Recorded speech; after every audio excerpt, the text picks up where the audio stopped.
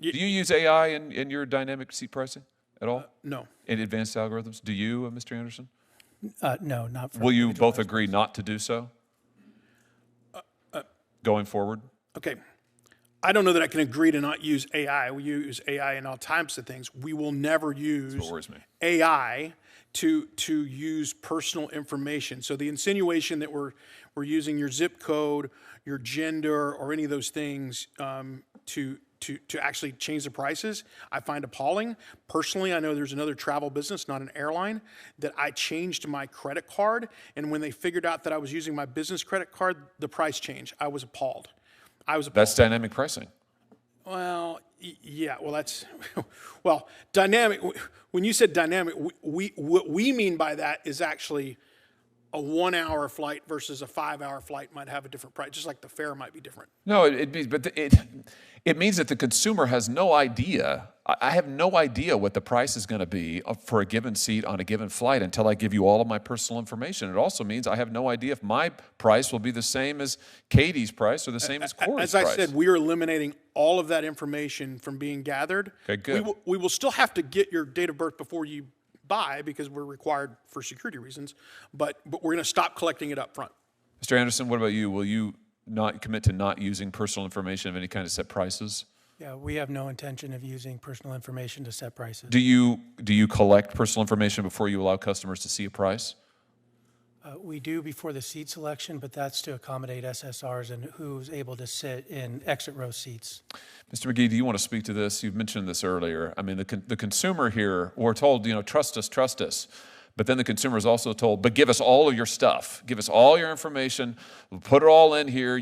I can't go so much as check to see what's available, the flight home to Springfield, Missouri, unless I enter all of this junk, and I have no idea what's being done with it. Yes, Senator, thank you very much. I was recently on the privacy statement of one of the big three carriers, and it was this long if you printed it out, and it basically said that that as soon as you go on their site for the very first time, they're going to monitor what you do, how long you're there, how long you stay on each page, presumably also the sites that you were on before and after it. Again, as I said, I think it would blow our minds to know exactly what they're collecting. That's before we get into the definition that most people would accept as personal information. That's why I was warning that I think we need to be much clearer about the language here. I would argue that is private information. If I'm a shopper that goes on and is more impulsive and maybe books a flight after 5 minutes of shopping, why should I be at a disadvantage than someone that goes on 3 days in a row and spends an hour? That is the definition of surveillance pricing, personalized pricing, customized pricing, more synonyms than we can even count on this. But it is unfair. It is un-American. And it's going to get much worse with AI. Ms. Pickering, let me just finish with you. I think it's Delta has said that they're using AI now to set prices, these customized prices. Isn't this a terrible idea? I think... Turn on, Thank you. There you go. They've also made it very clear. I know their general counsel and executive vice president wrote a letter to Congress clarifying that they do not use personal information. But how are we to know that? I mean, the whole value of AI is to ingest massive amounts of personal information in order to extract as much profit as you can from every person. Why else would they use AI? Well, again, I think it's probably worth a deeper conversation about our definitions of personal. Maybe we should just ban it. How about that? Should we just ban the use of AI in setting seat prices? AI has so many potential benefits in terms of and abuses. Providing. Yes, absolutely, and that's why we're committed to not using. Well, let's just make it easy. Would your organization support a ban on using AI to set individualized seat prices? No, no. Why not? I think AI can be used in many, many different ways to come up with Name me one that isn't about making a profit for the airline at the expense of the customer. Why else would you need AI to do it, to charge these differential prices? It's only an efficiency tool. We do efficiency means money. It means profit for the airline.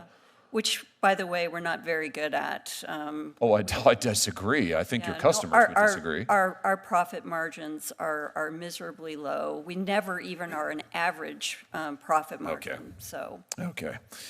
All right. I find that very hard to believe, or stomach. Well, I tell you what's true. is that the flying experience for most Americans is terrible. It's atrocious. If you look at the surveys, customer satisfaction surveys, airlines are always at the bottom. People hate it. They hate to fly. They have to fly, but they hate to fly. And they hate it because of the policies we've been talking about today. You charge them for your kids.